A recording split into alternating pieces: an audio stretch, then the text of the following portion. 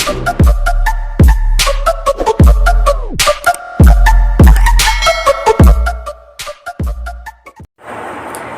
mga master! Welcome back to our channel! Panibagong araw, panibagong kabanata na naman ang pagsamasamahin natin ngayong araw na ito. At kung bago ka sa ating channel, pag-click ang subscribe button and hit the notification bell para updated kayo sa ating mga susunod na videos. So mga master, maraming salamat palagi sa inyong panonood. Pasensya na kung minsan matatagalan ang ating uploads kasi medyo busy lang tayo minsan sa trabaho at sa negosyo. So mga master, simulan na natin ang ating kabanata ngayong araw na ito. Let's go! Kabanata 2621-2640. Kabanata 2621. Alamin kung sino ang iyong inaaway.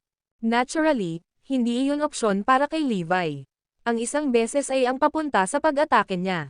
Dapat samahan ako ng mga fighter na sinanay ko para durugan ng buo ang Lab of Gods. Siguro maaari nating ipakita ang ating sarili bago ang nilalayong oras at sa halip ay ibaba ang mga makinang iyon. Hindi iyon magagawa. Ang pinakamagandang opsyon ay maglaro pa rin ng depensa.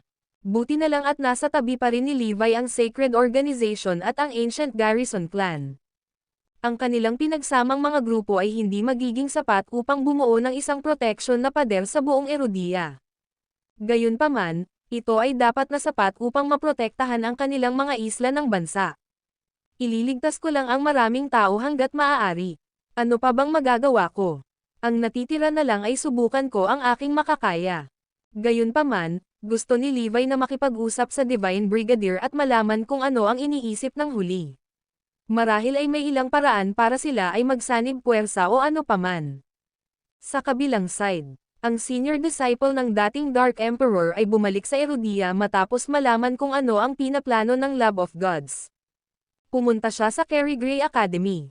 Nang makita siya ng Divine Brigadier, napatalon sa gulat ang una. Ang kanyang isip ay sumabog nang mapagtanto na ang senior disciple ay kanyang sariling anak. Ang gusto ko lang malaman ay ang tunay na pagkakakilanlan ng kasalukuyang Dark Emperor, na siya ring mamamatay tao na pumatay sa aking ina. Sabihin mo sa akin ang lahat. Sino siya? Sino ang pumatay sa aking ina? Hindi na maibabalik ang mga bagay-bagay, kaya wala nang saysay ang pagsisinungaling. Naturally, hindi magiging mahirap para sa iyo na magsinungaling sa akin, gayunpaman. Kahit kailan hindi mo ako tinuring na anak mo. Ang dating Dark Emperor's senior disciple ay humihingi ng sagot mula sa Divine Brigadier. Ang dating ay isang matalinong tao. Alam niya na ang kanyang mga salita ay maglalagay ng presyo sa Divine Brigadier. Ang mga salitang iyon ay ham-atak sa pinakamalalim na bahagi ng puso ng huli. Dalawang importanteng tao ang nakasabit sa pila. Ang isa sa kanila ay ang kanyang junior sa martial arts school, habang ang isa ay ang kanyang anak. Ang kanyang junior ay ang pumatay sa kanyang asawa, ngunit ang lalaking nakatayo sa kanyang harapan ay kanyang sariling laman at dugo. Ang paglitaw ng senior disciple ay hindi inaasahan ng Divine Brigadier. Tulad ng hinala, ang Divine Brigadier ay nanginginig at mukhang problemado nang marinig niya ang sinabi. Hindi tama na magsabi ng kahit ano ang Divine Brigadier, ngunit hindi rin niya kayang ilihim ang lahat. Bakit ka nag-aalanggen? May kinalaman ka rin ba sa pagkamatay ng nanay ko?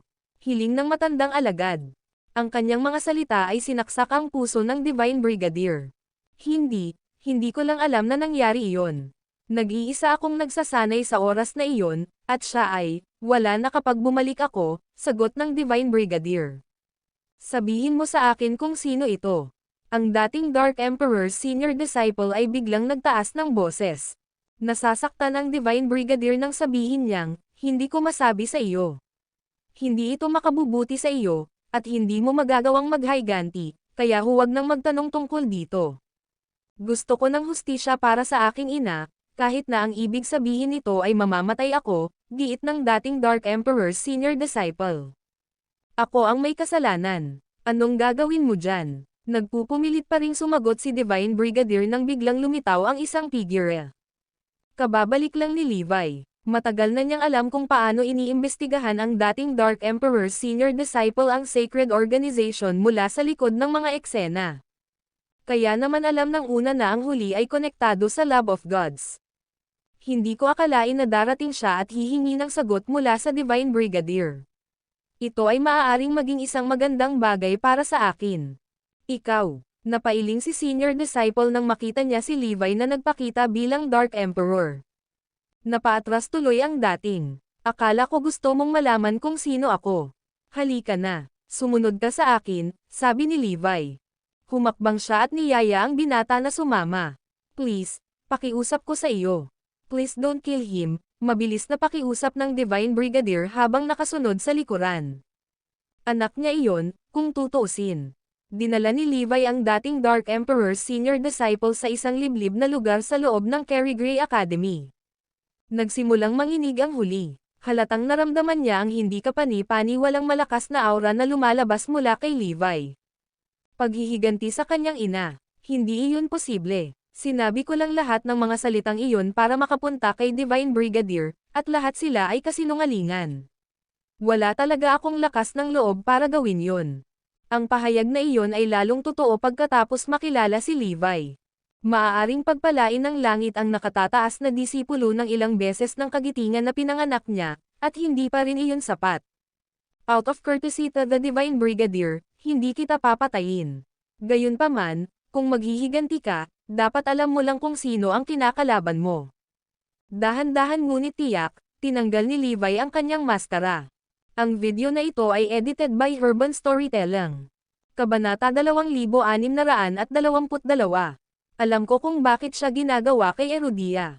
Napalunok si Senior Disciple habang nakatitig sa mukha sa ilalim ng maskara. Ito ay isang bagay na maaalala niya sa natitirang bahagi ng kanyang buhay.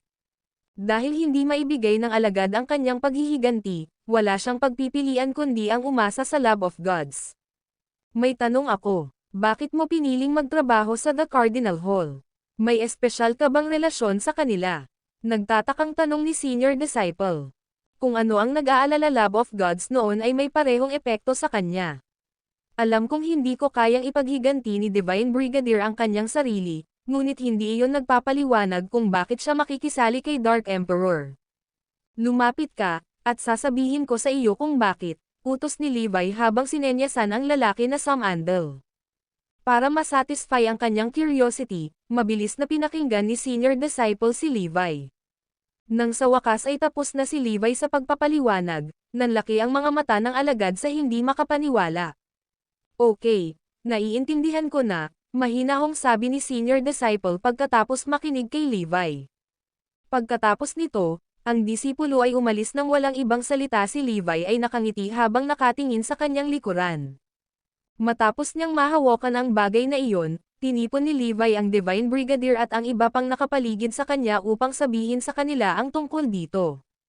Agad na lumitaw sa kanilang mga mukha ang pag-aalala nang marinig nila si Levi. Naiintindihan ko kung bakit sa tingin nila ito ay sobra para sa kanila.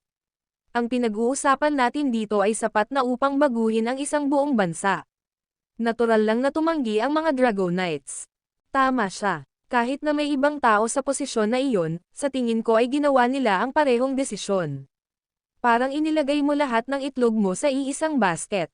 Regarding this matter, I'm afraid na kahit kami, the Cardinal Hall, ay walang magawa. Sa bagay, martial arts organization lang naman kami.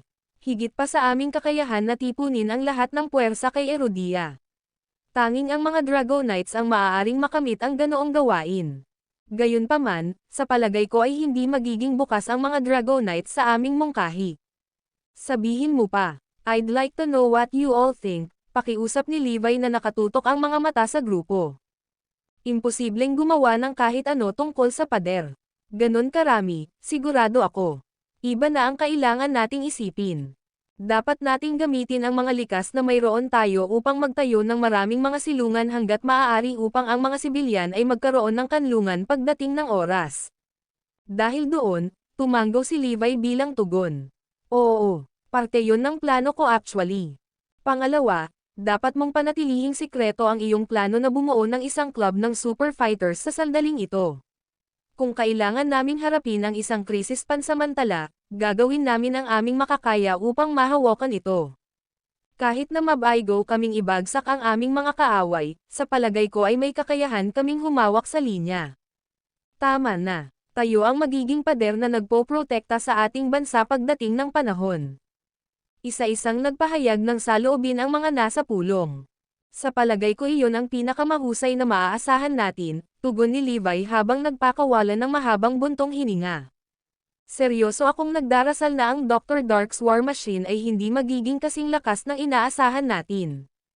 Ano man ang mangyari, hindi ko nais na makita ang mga mula sa The Cardinal Hall na mamatay sa pakikipaglaban sa mga makina. Kaya't kailangan nating makabuo ng isang bagay sa lalong madaling panahon sa halip na ihagis lamang ang ating sarili sa mga kalaban. Para magawa iyon, kailangan kong magpatuloy sa pangangalap ng higit pang impormasyon. Kailangan nating maging handa. Iyan lang ang paraan para mabawasan ang mga nasawi. Sa kabutihang palad, alam namin kung ano ang susunod na gagawin. Ang aming unang hakbang ay ang pagtatayo ng mga silungan. Kahit na kontrolado ni Levi ang Sacred Organization, alam niyang kailangan pa rin niya ng mas maraming manpower para makapagtayo ng sapat na mga shelter. Kung tutuusin, karamihan sa mga nasa ilalim ng kanyang pamumuno ay mga mandirigma, kaya ang pagsali sa kanila sa konstruksyon ay isang pag-aaksaya ng talento. Sa kabutihang palad para sa kanya, nagkaroon siya ng suporta ng The Cardinal Hall. Samantala, ang senior disciple ng dating Dark Emperor ay nakipagkita na kay Mr. X at sa iba pa. Ano, sigurado ka bang tinitigan mong mabuti? Tanong ng isa sa kanila, nakita ang sinabi sa kanila ng disipulo na medyo mahirap paniwalaan. Sigurado ako. Gusto ni Dark Emperor na matandaan ko kung ano talaga ang hitsura niya. Tinignan ko pa ng malapitan. Ang mukha ay eksakto kung paano mo ito inilarawan. Ang kanyang mga mata, ang kanyang ilong at lahat ng bagay. Si Mr. X, gayon din ang iba pang kasama niya, ay lubos na nabigla matapos marinig kung paano inilarawan ng disipulo ang mukha ni Dark Emperor. Dapat siya iyon. Sigurado ako. Iyon ay dapat na Diyos mula sa Restricted Area 76. Ang mukha na ipinakita ni Levi sa senior disciple ay talagang isang Diyos sa Restricted Area 76, dahil alam niya kung ano ang iniisip ng lalaki. Bukod doon, alam ko rin kung bakit sila nagpasya na magtrabaho kasama si Herodia, tinig ng disipulo. Ang video na ito ay edited by Herban Storytelling. Kabanata 2623. Panindigan upang makinabang. Ang lahat ay likas na samandal nang marinig nila ang sinabi ng senior disciple. Napakalapit ni Mr. X sa disipulo kaya halos 1 pulgada na lang ang layo ng kanyang tainga sa labi ng lalaki. Mula nang matuklasan niya kung ano ang ginawa ng mga Gods of Restricted Area 76, hindi maiwasan ni Mr. X na magtaka kung bakit pinili nilang magtrabaho kasama si Herodia. Para sa kanya, ang mga Diyos ay hindi kailanman naging dahilan para mag-alala. Pagkatapos ng lahat, hindi sila tugma para kay Dr. Dark, na halos mapawi sila sa kanyang pagtulog. Ang ikinabahala ni Mr. X ay ang dahilan sa likod ng kooperasyon ng Restricted Area 76 at Herodia. Maliban na lang kung maisip niya ito, alam ni Mr. X na hindi siya makakapagpahinga ng mapayapa dahil ang bagay na iyon ay magmumalto sa kanya kahit sa kanyang pagkakatulog. So ano yun? Ang lahat ay na-curious hanggat hindi maaaring matapos na banggitin ni senior disciple ang kanyang bagong hanap ng impormasyon. Mukhang tulungan lang ang Restricted Area 76 kay Herodia, ngunit sa totoo lang, pinaplano nilang kontrolin ang bansa ng paunti-unti. Nang sa wakas ay isiniwalat ng alagad ng Dark Emperor ang kanyang natuklasan, ang bawat tao sa pinangyari ay agad na napabuntong hininga. Iyon ay ilang ambisyon. Alam kong ang mga nasa Restricted Area 76 na ay isang grupong gutom sa kapangyarihan. Isipin na lang kung paano na-absorb ng Sacred Organization ang Maya Industries. Kahit ang sinaunang angkan ni Garrison ay hindi nakatakas sa kanilang pagkakahawak. Ang mga Diyos ng Restricted Area 76 na ay patuloy na nagpapalawak sa kanila. Kapangyarihan at teritoryo. Nagkunwari lang silang katrabaho si Herodia, pero pagdating ng tamang panahon, lalamunan nila ang bansa gaya ng ginawa nila sa lahat. Pagkatapos nito, malamang na lumipat sila sa ibang bansa. Pagkatapos ng ilang sandali ng katahimikan, humagalpak ng tawa si Mr.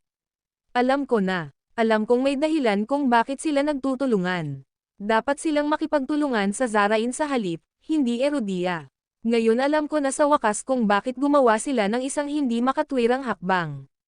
Ang kanilang ambisyon ay talagang walang hangganan. Tulad ni Mr. X, naintindihan din ng mga kasama niya ang Restricted Area 76 na ay naglalaro ng mahabang laro.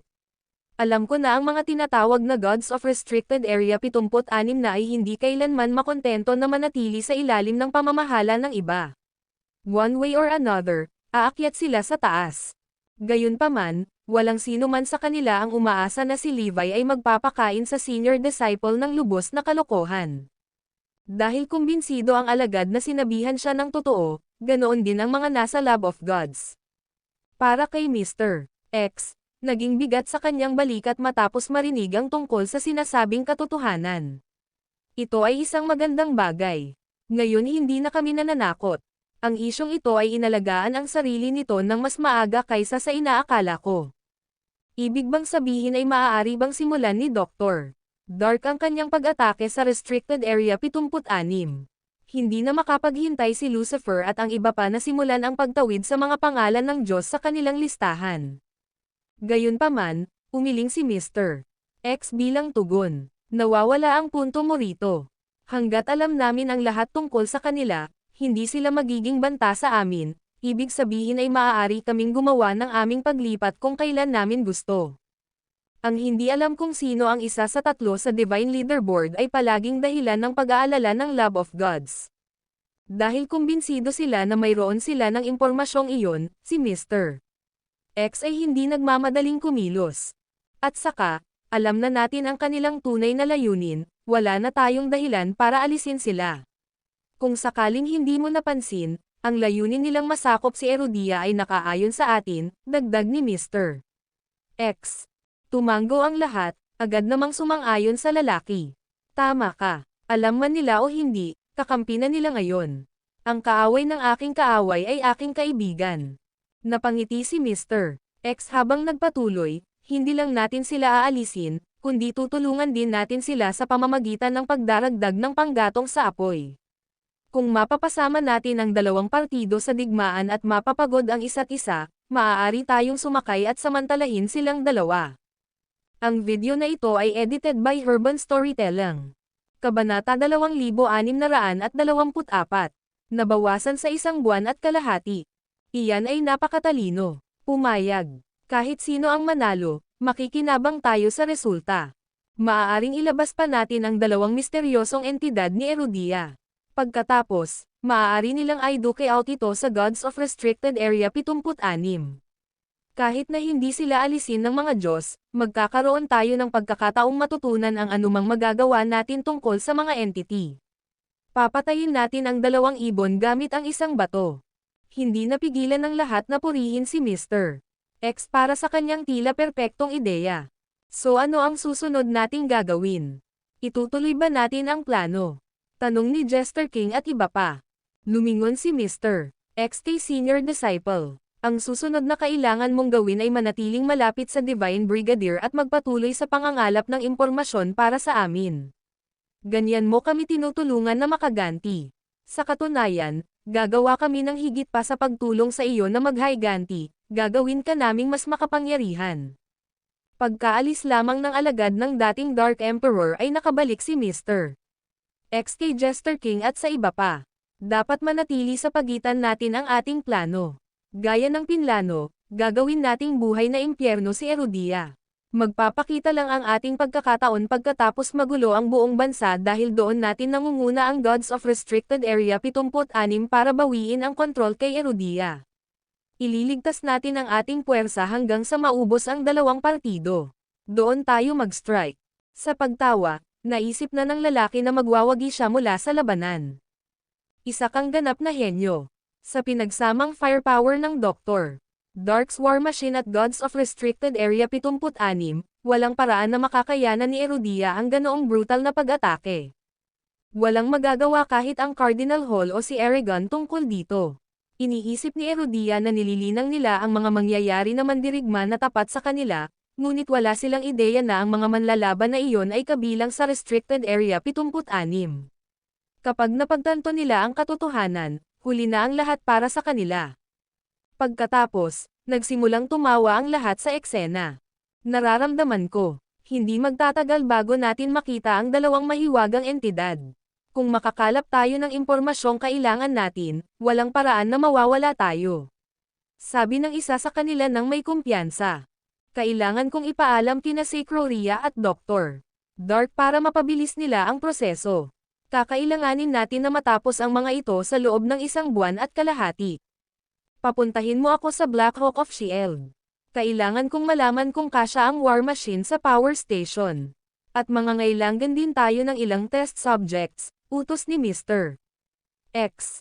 Oo, sir. Matapos matanggap ang kanilang mga utos, agad na kumilos ang lahat, dahil lahat sila ay gustong makita si Erudia sa kaguluhan sa lalong madaling panahon. Kapag nangyari iyon, mahikayat ang Gods of Restricted Area 76 na kumilos.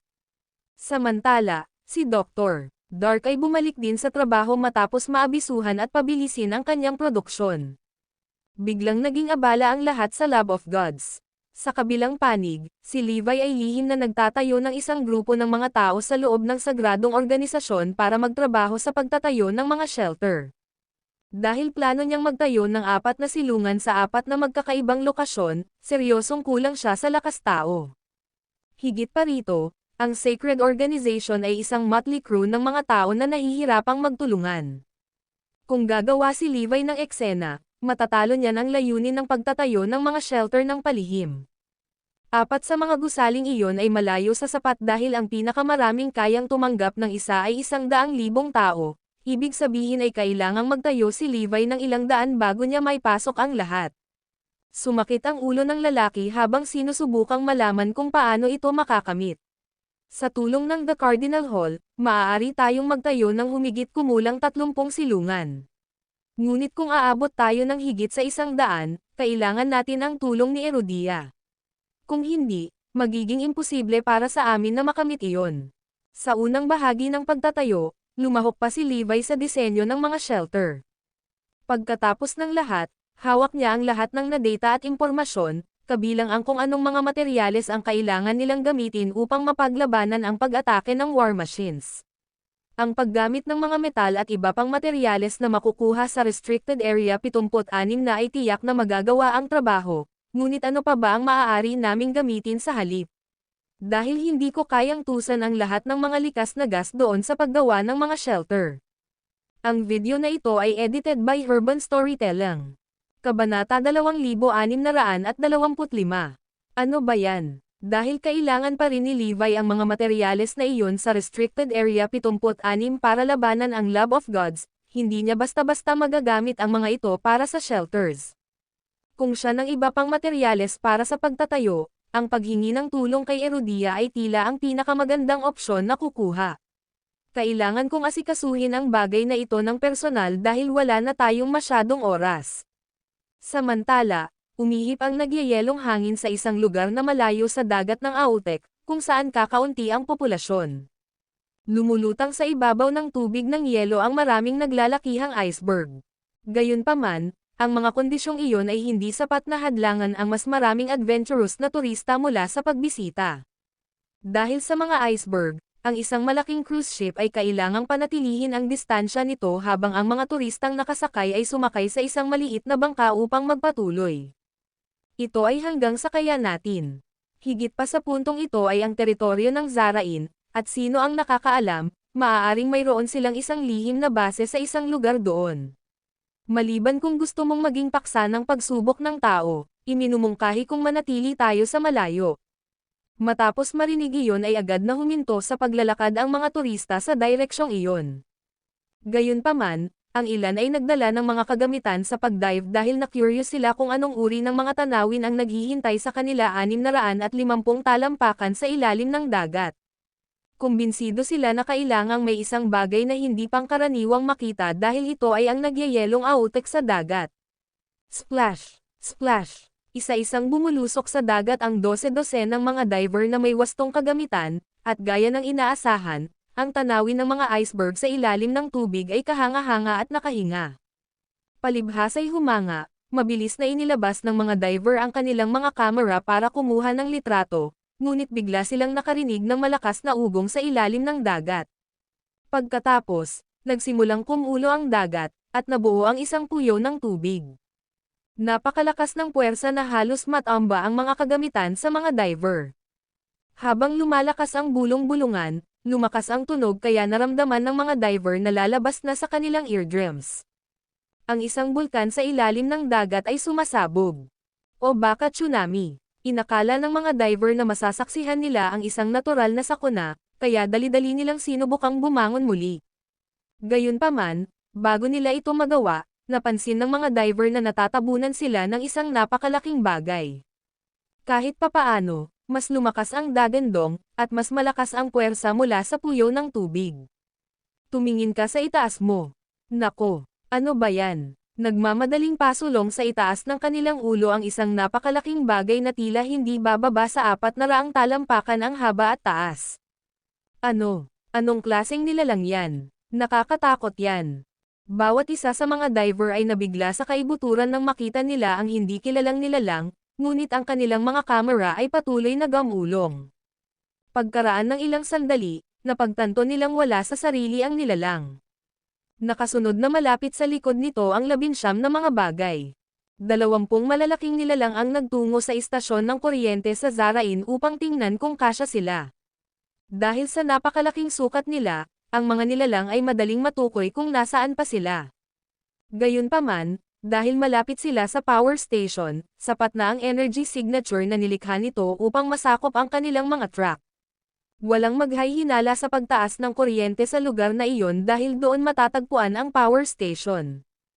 Hanggat walang iniisip si Zarain, walang makakaalam kung ano ang ginagawa ng mga nilalang, kaya ipinadala ang Black Hawk upang matiyak na ang bansa ay mananatili sa kadiliman.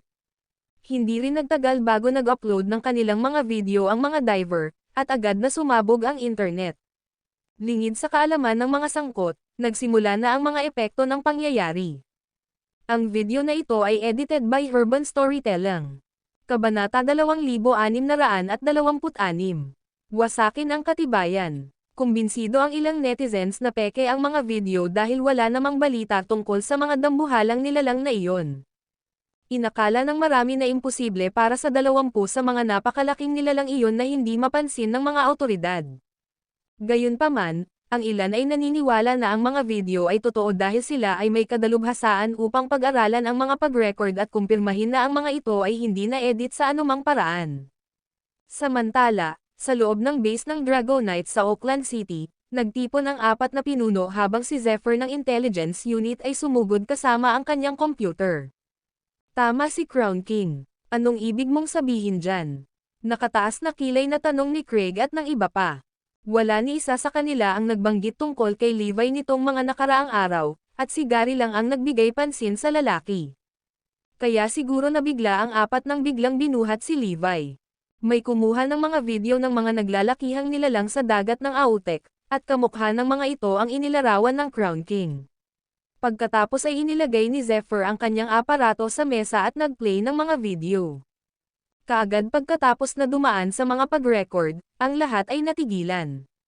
Ang napakalaking nilalang na inilarawan ni Levi ay talagang umiiral. Ano ba, may nakahuli pa sa kanila sa camera. Ang laki at disenyo nila. Mukha silang katulad ng sinabi sa amin ni Crown King. Talagang kayang hulaan ng lalaking iyon ang darating. Bulalas ni Gary sa sobrang gulat. Pinili na niyang paniwalaan si Levi noon, kaya ang pagkakaroon ng matibay na ebidensya ay nagsilbi lamang upang patatagin ang kanyang tiwala sa kanya. Nasuri na ba ang mga video? Seryosong tanong ni Craig at sa dalawa pa. Oo, pinasuri namin sa mga teknisyan ang mga video, at kinumpirma nila na walang ginawang pag-edit, sagot ni Zephyr. Sigurado ka, tuwang-tuwa, mabilis na tumunog si Gary, the videos are real.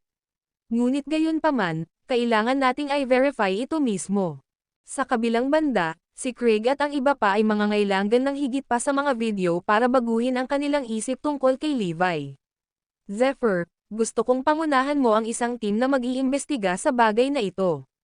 Kailangan nating malaman kung sino ang kumuha ng mga video na ito, kailan at saan. Bumalik sa amin kapag nasa iyo na ang lahat ng detalye. Kahit na napatotohanan na nilang mga technician ang mga video, alam ng mga Dragonites na kailangan nilang alamin ng sigurado. May mali, nakatanggap lang ako ng balita na nawala ang mga video sa internet. Lahat sila, may nagtanggal sa kanila, at napakabilis nila. We just got the videos a few minutes ago, biglang ulat ni Zephyr. Mabilis iyon. Pagkatapos ay kailangan mong maging mas mabilis. Hukayin mo ang lahat ng iyong makakaya. Bilisan mo, utos ni Craig. Makalipas ang ilang oras, nagmamadaling bumalik si Zephyr dala ang kanyang mga natuklasan. Lahat ng ebidensya ay nawasak. Pati ang mga taong kumuha ng mga video ay pinatahimik na. Hindi namin mahanap ang mga katawan nila. I'm sorry but we have absolutely nothing, ulat ni Zephyr na may malungkot na ekspresyon. Sapat na iyon para sabihin sa amin kung gaano kaseryoso ang paggamit nito. Ipinakikita rin nito sa amin na ang Crown King ay nagsasabi sa amin ng katotohanan, kaya dapat naming pakinggan siya at magsisimulang maghanda, mahigpit na payo ni Gary. Sa puntong iyon, hindi niya nais na makakuha ng anumang konkretong ebidensya bago kumilos. Nagpa siya ang lalaki na magtiwala ng buo kay Levi. Kailangan nating kumilos sa lalong madaling panahon. Ang labis na pag-iisip ay hindi gustong itago ang sinuman dahil malinaw na may mga hindi nilalang na iyon. Nag-aalangan pa, nagpalitan ng tingin sina Craig, Chandler, at Nicholas. Hindi natin basta-basta mapagkakatiwalaan ang mga video na iyon. Kailangan nating magkaroon ng konkretong ebidensya bago tayo kumilos. Ganyan lang tayo gumawa ng mga bagay. Hindi sumang-ayon si Craig. Dapat alam mismo ni Crown King ang mga video na ito. Bakit hindi natin siya hinihiling na mag-imbestiga sa halip? Ito ay isang pagkakataon para sa kanya upang patunayan na siya ay nagsasabi ng totoo, minungkahing Nicholas. Tumanggaw naman ang tugon ng dalawa bilang pagsang-ayon. Nakaayos na. Ipapaimbestigahan natin mismo ni Crown King ang bagay na ito. Ang video na ito ay edited by Urban Storytelling. Kabanata 2627. Konkretong ebidensya. Masyadong abala si Levi sa shelters kaya hindi niya namalayan na nakalipat na ang Lab of Gods. Matapos hilingin sa kanya ng mga Dragonites na imbestigahan ang mga bagay, agad siyang nakipag-ugnayan sa Black Hawk para sa mga detalye. Ito ay isang ehersisyo lamang. Gustong makita ng Lab of Gods kung makakapagtago si War Machine sa power station. Pinadala lang sila doon para mangalap ng impormasyon, paliwanag ni Black Hawk. Dahil ito ay isang ehersisyo lamang, hindi naisip ni Black Hawk na kailangan pang abalahin si Levi sa gayong maliit na bagay. Bukod dito, tiwala siya sa mga hula ni Levi at sa kanyang mga hula. I see, mahinahong sagot ni Levi. Ito ay nagpapakita na ako ay tama. Dahil gusto ng mga Dragonites ng ebidensya, maaari ko ring bigyan sila ng isang bagay. Kumusta ang ehersisyo noon? Tanong ni Levi. Naging matagumpay. Walang naging problema. At ang mga war machine na iyon. Mawawala sila, at personal kong titiyakin na ito ay may segugo ng maayos. Kung tutuusin, hindi tayo maaaring makipagsapalaran. Matapos marinig iyon, agad na samabad ni Levi, huwag mong paghihiwalayin silang lahat. Mag-iwan ng isa para sa akin. Ipadala mo sa akin ang iyong lokasyon, at babalik ako kaagad. Ilang sandali pa, lihim na dumating si Levi sa isang lugar. Halos lahat ng war machine ay patay nang makarating siya doon. Ang mga ito ay mga replika lamang na ginawa para sa pangangalap ng impormasyon. Kailangan ko ng isa sa kanila, kaya dadalhin ko ito. Pagkatapos ay dinala ni Levi ang isa sa mga behemoth na iyon pabalik sa Erudia. Bam! Si Craig at ang iba ay lubos na natulala nang ihagis ni Levi ang nilalang sa mismong paanan nila. Totoo. Nagtataka, ang mga lalaki ay mabilis na umikot sa paligid ng nilalang upang tingnang mabuti. Ito ay isang replika lamang. Ginagamit ito para sa isang pagsubok. Pagkatapos ay nagpatuloy si Levi sa pagpapaliwanag ng higit pa tungkol sa nilalang kay Craig at sa iba pa. Nang sa wakas ay tapos na siyang malutas ang misteryo, lahat ng lalaki ay malapit nang maniwala sa kanya. Kung gusto mo, maaari akong magdala sa iyo ng higit pang ebidensya ngunit huli na ang lahat para sa iyo, paalala ni Levi. Natural, si Gary ang unang nagsalita. Naniniwala ako sa kanya. Bakit mo pa rin hinuhulaan ang lalaking ito? Hindi pa ba sapat na halata? Ano pa ba ang kailangan niyang gawin para magtiwala ka sa kanya? Kahit na may konkretong pruweba ang mga Dragonites sa harap nila, nag-alinlangan pa rin sila. Ito ang kinabukasan ng Erudia na pinag-uusapan natin dito. Paano na lang natin itataya ang kapalaran ng ating bansa sa taong ito? Kahit na sa harap ng isang posibleng sakuna, nagdadalawang isip pa rin ang mga Dragonites tungkol sa pagkilos. Well, magsabi ka, nawala na ba ang iyong mga backbones? Naiinip na sigaw ni Gary. Matapos magpalitan ng tingin sa dalawa, tuluyang nabasag ni Craig ang yelo. Paumanhin, Crown King. Ang magagawa lang ng nilalang na ito ay patunay na nagsasabi ka ng totoo, ngunit hindi ito sapat para madamay ang buong Erudia. Naiintindihan ko. Alam kong sobra-sobra na ang itanong, sagot ni Levi sabay tango. Gayunpaman, dagdag ng 3 bago sila bumaling kay Gary. Dahil alam namin kung ano ang nangyayari ngayon, hindi ka namin papaalisin ng walang dala. Napagpasyahan naming tulungan ka ni Gary. Kahit na wala siyang sapat na upang magtayo ng pader, ang pagtatayo ng mga shelter ay hindi magiging problema sa kanya at sa kanyang mga tauhan. Natitiyak namin na ang mga shelter na itatayo mo ay magiging kapaki-pakinabang pagdating ng panahon. Sa huli, ang 3 at si Levi ay umabot sa isang kompromiso at nagpasya na gumawa ng ilang hakbang sa pagtatanggol na hindi kinasasangkutan ng buong bansa.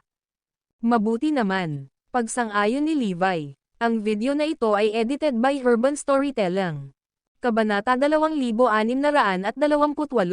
Bahaging suporta. Dinala niya ang napakalaking makina sa Dragonites. Hindi niya inaasahan na makakalap ng lakas ng buong bansa para itayo ang pader. Gusto lang niya ng karagdagang tulong sa pagtatayo ng shelter. Gumaan ang kanyang kalooban mula nang makita niya ang kanyang layunin. Higit pa rito, sinuportahan at pinanindigan siya ni Gary sa simula. Ngayon, maaari silang magtayo ng daan-daang shelter. Pagkatapos, sa wakas ay makakamit niya ang pangwakas na layunin ng kanyang mga plano. Matapos sumang-ayon ang mga Dragonites na tumulong, agad na pumasok si Gary at ginawa ang pag-aayos upang tulungan si Levi sa pagtatayo ng mga shelter. Ang pangunahing bagay na kulang sa kanila ay ang lakas paggawa mula sa mga tao at makinarya para magtayo ng silungan. Susunod, kailangan nilang pumili ng angkop na mga geological na lokasyon para sa mga shelter. Pagkatapos, kailangan nilang magsaliksik ng mga materyales sa gusali. Ito ay sapat na mapaghamong bilang ito ay. Gayunpaman, dapat nilang isagawa ang bawat yugto ng maingat at may isang masikip na deadline, na nagpapataas ng antas ng kahirapan para sa pagkumpleto. Kahit na sa tulong ni Gary, hindi nabawasan ang antas ng kahirapan. Maaari silang magtayo ng mas maraming shelter kaysa sa una nilang pinlano dahil mas malakas si Gary kaysa kay Levi. Mahusay na balita iyon. Malakas ang execution capability ni Gary, kaya agad siyang pumasok at nagsimulang gumawa ng solusyon para sa mga problemang kinakaharap ni Levi. Samantala, pumili si Levi ng daan-daang mga lokasyon para sa shelter pagkatapos ng masusing pagsusuri. Ang 70 sa kanila ay matatagpuan sa loob o malapit sa Erudia. Ang natitirang 30 ay mas malayo kaysa sa Erudia bilang mga backup na shelter. Ginawa rin ni Gary ang mga pagsasaayos para sa lakas tao. Pinirmahan niya ang karamihan ng mga manggagawa sa isang non-disclosure agreement. Sa makatuwid, hindi nila alam kung ano ang kanilang itinatayo. Inihanda na rin ni Gary ang lahat ng pangunahing pangangailangan para sa kanila. Gayunpaman, kapos sila sa mga makinarya. Hindi ito mabibili ni Gary ng maramihan ng hindi nakakakuha ng anumang atensyon. Kaya tinipon niya ang ilan sa kanila mula kay Erudia habang isang maliit na bahagi mula sa ibang bansa. Nag-utos siya ng kaunting bilang mula sa bawat bansa upang maiwasan ang pagtataas ng anumang hinala. Kung tungkol sa mga materyales sa pagtatayo, si Levi at ang kanyang mga nasasakupan ay nakahanap ng kapalit pagkatapos ng maraming pagsasaliksik. Dahil ang kapalit ay isa ring bihirang metal, ang mga likas nito ay limitado. Ang halaga ng buong Erudia ay malayo sa sapat. Kinailangan nilang mag-order mula sa ibang bansa sa napakataas na halaga. Pabayaan mo na ako. Hindi ito magtataas ng anumang hinala kung iuutos ko ito sa ilalim ng Erudia. Sa karamihan, ipinapalagay lamang nila na nagtatayo kami ng isang base ng pagsasanay. Susunod, nagbayad si Gary ng isang magandang sentimos para sa sapat na halaga ng metal. Ang halaga ay abot langit dahil ito ay isang bihirang metal sa bawat bansa. Ito ay hindi isang bomba kung may gustong order nito. Sa mga nagdaang panahon, may iba pang paraan ng pagkuha ng mga item. Katulad ng panahong ito, nakatulong sa kanila ang pangangalakal na makuha ang karamihan ng metal. Kapalit ng pambihirang metal, ang isang pantay na mahalagang bagay ay kailangang ipagpalit. Ang pagsisikap ni Gary pagkakataong ito upang makakuha ng mga resulta ay katumbas ng pagsisikap ng isang bansa. Binuksan pa niya ang National Treasury para makipagpalitan ng mga problema. Binigay niya lahat ng nakuha niya. Dumudugo ang puso ng tatlo pang Dragonites matapos marinig ang desisyon ni Gary. Masyadong mahal ang gastos para sa pagtulong kay Levi. Nasira ang yaman ni Erudia. Ang tanging pag-asa nila ay ang lahat ng kanilang paghahanda ay magagamit ng husto pagdating ng panahon. Kung hindi, sila ang makasalanan ng buong Erudia. Maaaring kailanganin nilang tiisin ang lahat ng mga panunumbat at pag-aaway ng mga mamamayan. Kahit na sinabi ni Gary na sasagutin niya ang pasanin na iyon, alam nilang madadamay sila. Inaasahan lang nila ang lahat ng kanilang pagsisikap ay hindi mauubos kapag handa na ang lahat. Nang magkapit-bisig sina Levi at Gary sa pagtatayo ng mga shelter, ang mga Dragonites at iba pang mga organisasyon ay hindi basta-basta nakaupo at nanginginig ang kanilang mga binti. Hinaranggan nila ang lahat ng panlabas na komunikasyon, pinipigilan ang anumang impormasyon na lumabas. Kaya naman, naging puspusan ang lahat. Ang plano ng Levi's Super Fighters ay umuusad din. Kahit na ang The Cardinal Hall at Eragon ay hindi tumulong sa pagtatayo ng mga shelter, sila ang magpoprotekta sa pader ng depensa ng bansa gamit ang kanilang mga katawan at buhay. Para sa layuning iyon, isinubsob nila ang kanilang sarili sa kanilang pagsasanay. Isang napakalaking bagyo ang paparating. Ang video na ito ay edited by Urban Storytelling. Kabanata 2629.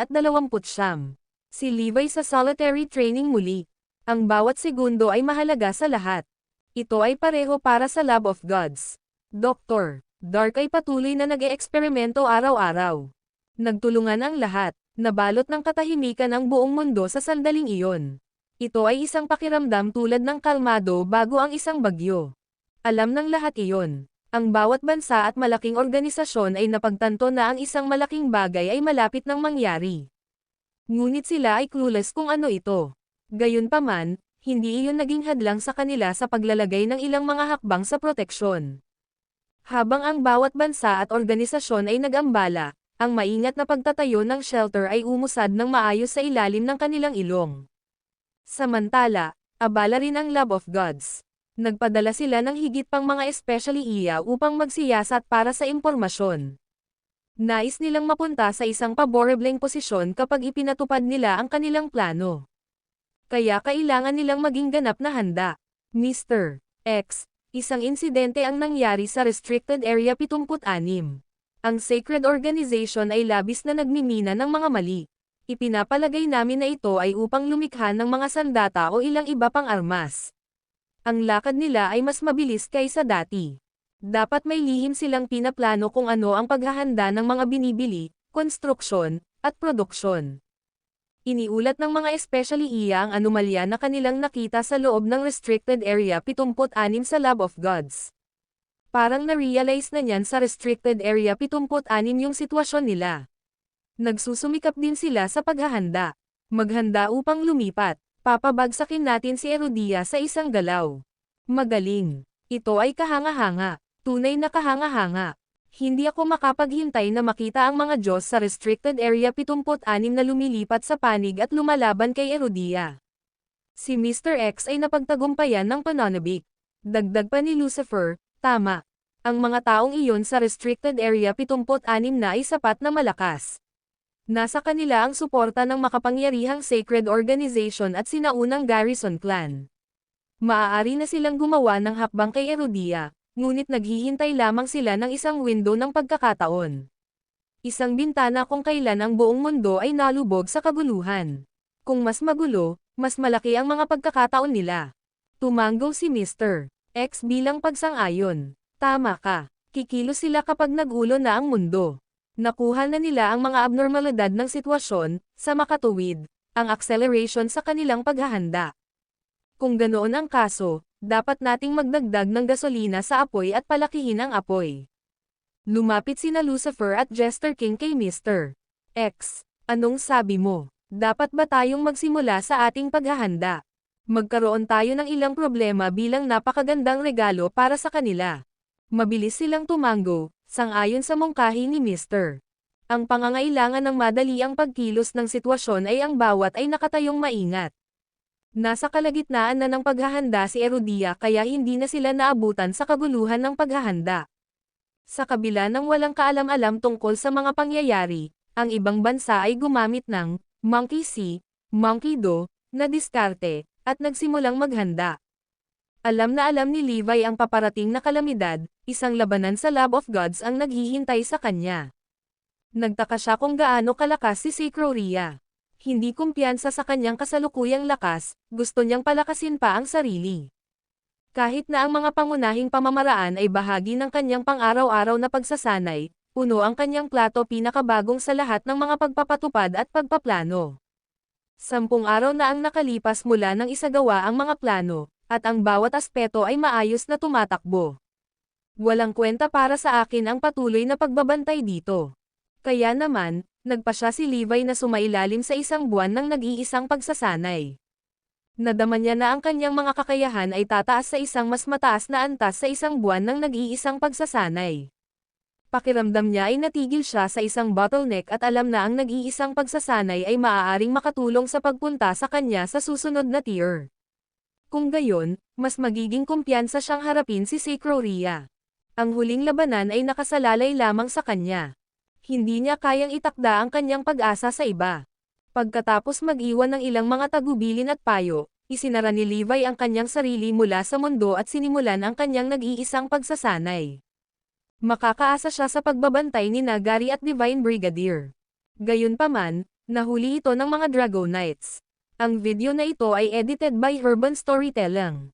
Kabanata 2630. Isang major clue. Ano? Nasa solitary training siya ngayon. Ngunit ito ang kanyang ideya. Para saan kaya siya nagsasanay? Alam kong hindi siya maaasahang tao. Ipinaubaya na lang niya kay Gary ang lahat ng gulo. Nasaan siya? Hanapin mo siya, bilasan mo. May hinala ako na sinisisi niya. Napuno ng pagkabalisa si Craig at iba pa. Paano niya maiiwan ang ganoong libingan ng ganoong bagay? Nawala na siya. Hindi natin hahayaang mangyari iyon. Hindi ko siya mahanap. Hindi ko alam kung nasaan siya. Kahit si Gary ay walang ideya. Narinig ko na nag-iwan siya ng ilang mga tagubilin at payo tungkol sa shelter kay Gary bago siya pumunta. Gusto niyang makumplito ang lahat sa loob ng 1 buwan. Nako, hindi, patay tayo. Tama na ang shit sa pamaypay. Tumakas si Levi. May mali dito. Sa palagay ko wala siya sa nag-iisa na pagsasanay ngunit nakabalot sa ibang bagay. Sandaling nag-alinlangan ang lahat. Ano ang dapat nating gawin kung gayon? Dapat ba nating i-pause ang plano? Tanong ni Nicholas. Nasa ganitong stage na tayo. Hindi tayo maaaring tumigil ngayon. Kung gagawin natin, magdaranas tayo ng malaking kawalan. Kung ganoon, ituloy natin ang plano, pagkatapos ay magpadala ng isang tao upang hanapin si Levi. Kasabay nito, binibigyang pansin natin ang kilusan sa bawat sulok ng mundo. Hindi tayo papayag na may mangyari. Hindi rin natin maaaring hayaang mangyari ang anumang sitwasyon na gagawin kay Levi na sisihin. Sabi ni Craig at Chandler. Hindi lang mga Dragonites ang nagalit. Ang bawat manggagawang nagtatrabaho sa pagtatayo ng mga shelter ay nabaliw nang marinig nilang sinimulan ni Levi ang kanyang nag-iisang pagsasanay. Lahat sila ay nagsabi na kinuha sila ni Levi bilang mga tanga. Pinapunta niya rito sila para magtrabaho bilang 2 manggagawa para itayo at tapusin ang tinatawag na shelter sa hindi malamang dahilan sa loob ng buwan. Nagtrabaho sila ng walang pagod hanggang sa kanilang mga buto, para lamang mahuli ang pagtakbo ni Levi na may dahilan ng nag-iisang pagsasanay. Alam ng lahat ang kakayahan ni Levi. Anong solitary training? Ano ang silbi ng paggawa niya ng nag-iisang pagsasanay? Inisip ng lahat na dahilan lamang ito para iwaksi niya ang kanyang responsibilidad. Kaya naman, maraming manggagawa ang nagsimulang magprotesta at magdulot ng eksena. Nais nilang huminto, may mga nagudyok pa na gibain ang mga ginawang shelters. Sa huli, kinailangan silang pagkalmayan ni Gary ng personal. Kung hindi, ang kahihinatnan ay magiging malubha. Sa madaling salita, nagalit ang lahat sa biglaang pagkawala ni Levi. Gayunpaman, may karapatan silang magalit dahil ang taong gumawa ng plano ay tumakas. Kaya naman may karapatan silang maghinala sa dahilan kung bakit siya nawala.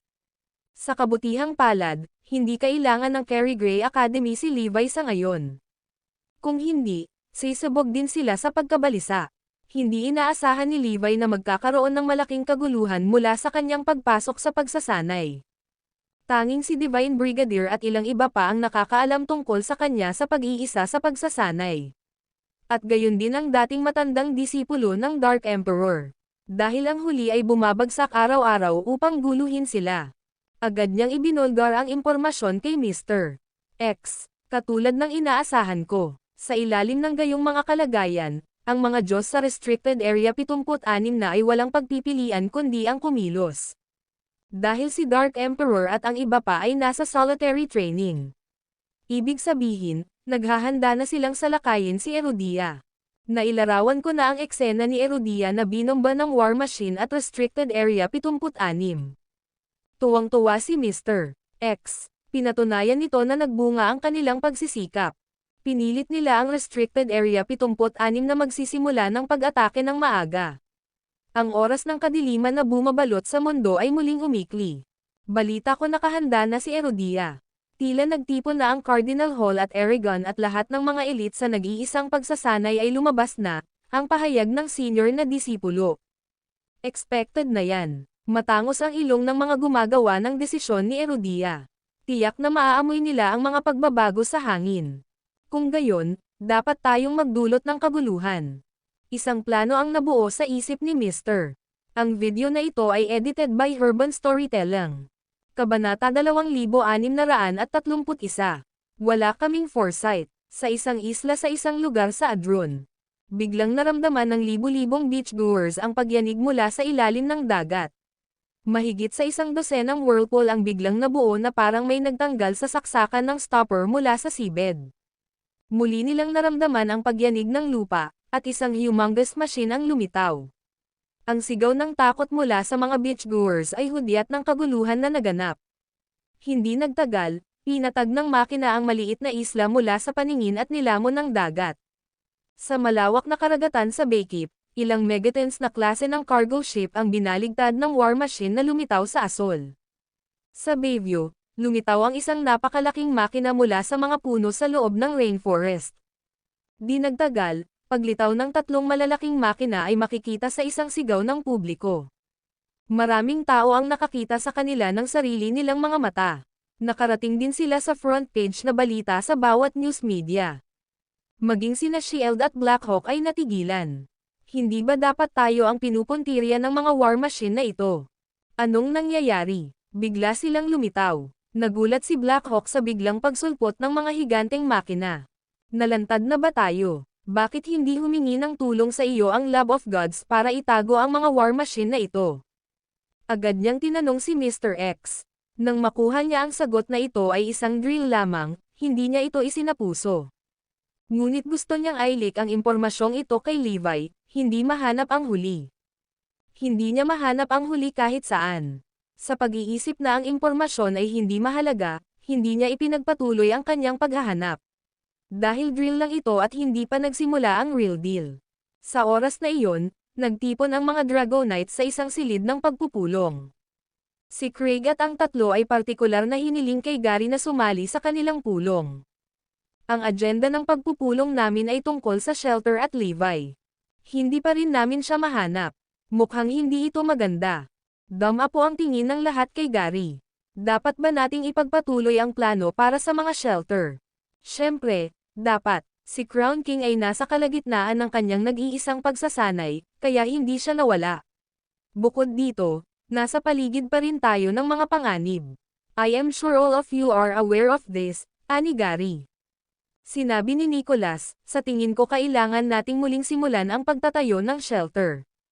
Itigil ito hanggang sa mahanap natin si Levi. Agree. Ganon din ang iniisip ko. Hindi ba't ipinauhubaya niya sa amin ang gulo sa pag-iisa sa pagsasanay? Kailangan pa ba nating sundin ang kanyang mga salitang tulad ng isang tupa? Nagboses si Chandler. Sinaway ni Gary ang kanilang mungkahi. Hindi. Bago pumasok si Crown King sa nag-iisang pagsasanay, binigyan niya ako ng mga tagubilin na huwag ihinto ang pagtatayo ng mga shelter. Hindi kahit isang sandali. Gary, hindi lang ikaw ang sangkot sa bagay na ito. Lahat ng nasa Dragonites ay kasangkot. Naiintindihan mo ba? Mayroong ilang mga desisyon na hindi mo magagawa ng mag-isa. Nagsimulang magtalo ang magkabilang panig. Masamang balita, isang malaking war machine ang lumitaw. This time, totoo na. Agad na pumasok si Zephyr mula sa intelligence unit sa silid at ipinaabot ang pinakabagong impormasyon sa lahat. Tatlong malalaking makina ang lumitaw sa tatlong magkakaibang lokasyon ng sabay-sabay. Umalis sila pagkatapos magdulot ng malawakang pagkawasak at hindi na matagpuan. Maraming organisasyon at mandirigma ang sumusubaybay ngayon sa mga makina. Malungkot ang ekspresyon ng lahat habang pinapanood ang balita. Tumawa si Gary. Nakikita mo yon. At gusto mo ihinto ang pagtatayo. Napakawalang ingat. Wala na ang Crown King, ngunit nasa labas pa rin ang mga panganib. Ano naman ngayon? Gusto mo pa bang ihinto ang proyekto para hanapin si Levi? Hindi makasagot ang lahat sa nanonumbat ni Gary. Hindi sila maaaring tumigil ngayon kahit na gusto nila. Kung tutuusin, iba na ang sitwasyon ngayon. Kasalanan natin this time. Kami ay walang ingat at ignorante. Gary, kailangan mong magpatuloy sa isang nakakapagod na bilis. Something will happen if we progress at such slow speed, nakasimangot na sabi ni Craig. Umalis si Gary pagkatapos at nagpatuloy sa kanyang mga tungkulin sa pagtatayo ng mga silungan. Kuwait. Samantala, ang buong mundo ay nababalot ng pangamba sa biglaang paglitaw ng tatlong malalaking makina. Ang video na ito ay edited by Urban Storytelling. Kabanata 2632. Isang mahalagang desisyon. Ito ay kalmado lamang bago ang bagyo. May mangyayaring maaga o huli. Nandito na. Gayunpaman, alam ng lahat na ito ay simula lamang. Isang mas malaking alon ang dumarating sa kanila. Nagsimula ang lahat na mag-set up ng mga panlaban na partikular na itinayo upang tumayo laban sa mga war machine. Lalo na si Craig. Ipinagpatuloy niya ang pagpupulong pagkaalis ni Gary. Tulad ng nakita natin, ito ay isang malubhang sitwasyon. Si Erudia ay madaling maapektuhan ng lahat ng ito.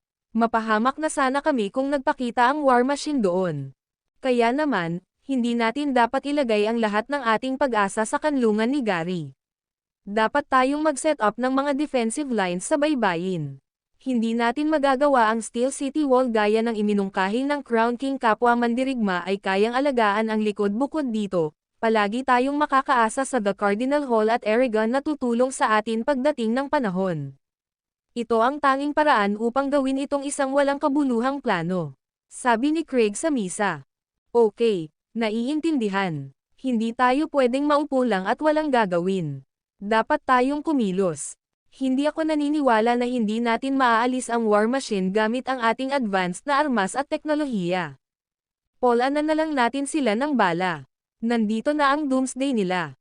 Gusto mo ba talagang maniwala ako na hindi sila natatakot sa anumang bagay? Napakalakas namin kaya hindi na namin kailangan pang ipagtanggol. Atake na lang tayo. Ang pag-atake ay ang pinakamahusay na depensa. Hindi na natin kailangang itayo ang pader ng lungsod pagkatapos wasakin ang lahat ng war machine. Kumilos ang mga Dragonites matapos magkaroon ng kasunduan. Kinuha nila ang pinakamalakas na sandata at firepower na pag-aari nila at inilagay ito sa baybayin at mga hangganan. Ang plano ay naisasagawa. Ang mga sandata ay bihirang gamitin sa panahong ito. Gayunpaman, ang mga bagay ay umuunlad at ang teknolohiya ay sumusulong. Ang mga armas ay kinatatakutan pa rin. Itinakda ng mga Dragonites ang kanilang mga depensa ng maingat. Inutusan ang lahat na panatilihin itong kompedensyal. Gayunpaman, ang Lab of Gods at lahat ng kanilang training base ay matatagpuan mismo sa gitna ng Erudia. Kaya naman, alam nila ang lahat ng nangyayari kay Erudia. Alam nila ang mga galaw ng mga Dragonites kahit na sinubukan ng mga Dragonites na panatilihin itong maingat. Mahirap na hindi malaman ang plano ng mga Dragonites dahil mayroon silang mga mata sa lahat ng dako. Kahit na hindi nila alam ang mga detalye, halos may ideya sila kung ano ang nangyayari. Ang kakayahan ni Erudia na maisakatuparan ang kanilang mga plano ay lumampas sa aming inaasahan. Ang mga tao na hindi namin basta-basta ay talagang napakalakas. Oo, lagi kong iniisip na kalaban natin ang mga organisasyon tulad ng The Cardinal Hall. Hindi ko alam na ang mga Dragonites ay napakalakas. Nakakatakot kapag nailabas na nila ang kanilang buong kapangyarihan, bulalas ni Mr. X at ng kanyang mga subordinate. Sayang alam na natin ang plano nila. Hindi nila tayo kayang takutin. Bukod dito, karaniwang sinasabi nila sa amin ang lahat sa pamamagitan ng pagsasagawa ng kanilang plano ng maaga ng ganoon. Hindi natin dapat hayaan na maging hadlang ito sa Restricted Area 76. Dapat natin silang ilabas. Tumawa si Jester King. Ang lahat ay nasa loob ng kontrol ng Lab of Gods, at iyon ang dahilan kung bakit ito nakakatakot. Kinailangan lamang ng mga Dragonites ng 10 araw upang maitayo ang kanilang mga depensa sa baybayin. Thud, thud, thud. Nag-set up pa sila ng mga mekanikal na hayop na mahigit 100 metro ang taas at ilang malalaking mecha. Tumanggi si Craig na maniwala na hindi kayang alisin ang kanyang mga mekanikal na hayop ang War Machine. Bukod dito, mayroon siyang sapat na bala upang gawing lava ang lugar sa baybayin. Sapat na para suportahan sila ng ilang oras. Lumipas ang unang araw. Lumipas din ang ikalawang araw. Sa ikalimang araw, ang mga bagay sa baybayin ng Eastford ng Erudia ay gumalaw. May nangyayari sa Eastford Coast. Nakita namin ang isang pagbabago sa dalas ng alon sa lugar ng South Coast. Mabilis na naging gulo ang lahat sa susunod na sandali. Ang video na ito ay edited by Urban Storytelling. Kabanata 2633. Chaos Everywhere. Ang bawat training base sa Erudia ay nakatuklas ng mga kaina-hinalang aktibidad sa unahan habang ang dalas ng alon ay lubhang nagbabago. Sa tingin ko ito ay magiging humongous na tumitingin sa antas ng dalas na ito. Nakakita pa sila ng nakababahalang antas ng enerhiya. Parang sisabog na ang bulkan sa ilalim ng dagat at paparating na ang tsunami. Papasok. Patunog ang alarm. Kumakanta. Kumakanta. Kumakanta. Ang Coastal Defensive Line ay tumunog na may nakakatalim na mga alarma. Mabilis na pumasok sa battle mode ang defense line. Maghanda para sa labanan. Lahat, maghanda para sa labanan. Pumapasok ang adrenaline sa ugat ng mga sundalo habang hinihintay nilang lumitaw ang kanilang kalaban. Ang bawat isa sa kanila ay nakatayo sa mataas na alerto. Nakaramdam sila ng kaba at pagkasabik sa parehong oras. Kung tutuusin, hindi pa nila nakita ang kalaban. Sa makatuwid, walang nakakaalam kung ano ang darating sa kanila. Ang mga mandirigmang Erudian ay natakot at kinakabahan ngunit nasa sabik tungkol sa pagpunta sa labanan. Nakatanggap din ng balita ang mga frontliner ng Dragonites para maghanda sa labanan. So soon, sinusuri pa rin namin ang 3 war machine na lumitaw 3 araw na ang nakakaraan. Kaunti lang ang nahanap ko tungkol dito, at pupunta na tayo sa labanan. Napatulala si Craig at ang kanyang mga kampan. Bilisan mo, tumungo sa frontline. Ipaalam kay Gary ang tungkol dito. Sabihin mo sa kanya na maghanda. Ang shelter ay dapat na handa na tumanggap ng mga tao kahit gaano pa karami ang naitayo. Bukod dito, subukang ikalat ang karamihan hanggat maaari. Sabihin sa lahat na maghahanda tumungo sa shelter, lalo na ang mga nasa loob ng 300 kilometro radius ng defensive line. Lumikas ngayon. Sabihin sa grupo ng suporta ang tungkol sa aming mga naunang pagsasaayos. Himyuan ang reserbang tropa na umabant ng 50 kilometro at maging handa na suportahan kami anumang oras. Kunin ang mga tago na gwardya at tago na pulutong upang ihanda ang kanilang sarili. Sila ang ating huling linya ng depensa. Ipaalam ito kay Daxon para makapaghanda sila na ay back up tayo sa isang sandali. Suicide Squad, sundan mo ako sa frontline. Bilisan mo. Pinangunahan ng mga miyembro ng Dragonites ang Suicide Squad sa frontline. Nabalisa si Erudia sa isang iglap. Nagkaroon ng kaguluhan sa lahat ng dako. Gayunpaman, ang mga paghahanda na kanilang ginawa noon ay nagligtas sa kanila ng maraming problema. Natarante si Daxon mula sa Carrie Gray Academy matapos matanggap ang balita. Ito ay nagpapakita ng kapahamakan. At higit sa lahat, wala si Levi dito. Paano tayo lalaban kung wala ang ating pangunahing haligi ng suporta? Bilisan mo, maghanda sa pag-back up. Ipinadala muna ni Daxon ang emergency troop na inihanda niya noon at mabilis na hinanap si Levi. Gayunpaman, hindi niya alam kung saan ginagawa ni Levi ang kanyang nag-iisang pagsasanay. Kaya naman, maaari na lamang niyang hanapin si Levi sa mga posibleng lugar kung saan siya nagsasanay. Lahat ng tao sa Erodia ay naghahanda na sa labanan. Samantala, kalahati pa lang tapos na ang silungan ni Gary. Gayunpaman, wala siyang pagpipilian kundi ang maghanda sa pagtanggap ng mga refugee sa oras ng pangangailangan. Ang tubig ng Adron at Baykeep ay nakadetect din ng mga hindi pangkaraniwang aktibidad, tulad ni Erodia. Buti na lang at naihanda na nila ang lahat. Kaya naman, nagawa nilang ipagtanggol ang kanilang sarili mula sa mga war machine. Pagkatapos ng lahat, ang 3 war machine na lumitaw sa buong mundo ay talagang nakakatakot, dahil sila ay nagdala ng pagkawasak saan man sila pumunta. Sa huli, sila ay talagang nawala sa manipis na hangin. Walang nakakaalam kung gaano karaming mga war machine ang lalabas sa oras na ito o kung gaano karaming lakas sa pakikipaglaban sa aasahan. Lahat ay nahulog sa gulat. Kasabay nito, nakatanggap si Shield ng balita tungkol dito. Agad silang nagpapadala ng isang club upang makarating sa ilalim ng mga bagay. Si Black Hawk ang unang sumugod para tingnan ang mga bagay-bagay. Nabigo ang Lab of Gods na ipaalam muli sa kanya ang serye ng mga kaganapan. May mangyayaring mali sa bilis na ito. Anong nangyayari? Muli siyang naghinala na natuklasan ng Lab of Gods ang kanyang pagkakakilanlan. Ang video na ito ay edited by Urban Storytelling. Kabanata 2634. Panlilinlang. Nakaramdam ng pangamba si Black Hawk habang mabilis siyang nagtungo upang tingnan ang mga bagay-bagay. Hindi nagtagal ay alam niya kung ano ang nangyayari. Naglagay lang ng facade ang Lab of Gods para makagawa ng distraction. Hindi iyon ang totoong war machine. Gayunpaman, ang smokescreen ay lumikha ng kaguluhan sa buong mundo. Ang lahat ay nabalisa habang naghahanda silang harapin ang mga war machine. Isa sa kanila si Erodia. Inilabas nila ang lahat ng mayroon sila at hinintay ang pagdating ng war machine. Ibinunyag nila ang lahat ng kanilang mga trump card at handa silang paksain ang mga war machine. Ito ay magiging isang matinding labanan sa hinaharap. Hindi ganoon ang kaso. Lahat ng iba ay dinaya. Ito ay mga smokescreen lamang na inilagay ng Lab of Gods. Lahat ng ito ay peke dahil hindi ako nakipag-ugnayan sa Lab of Gods. Siguradong foul play ito. Sinimulang hanapin ni Black Hawk si Levi. Nais niyang ipaalam sa kanya ang balita. Sa kabilang banda, walang ideya si Levi kung ano ang nangyayari dahil nag-iisa pa siya sa pagsasanay. Sino ang makakaalam na ang Lab of Gods ay may napakaraming pandaraya?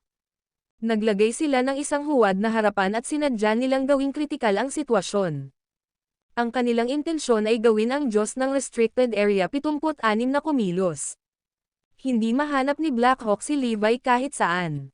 Shitty, hindi ko rin masabi sa iba. Ito ay masama.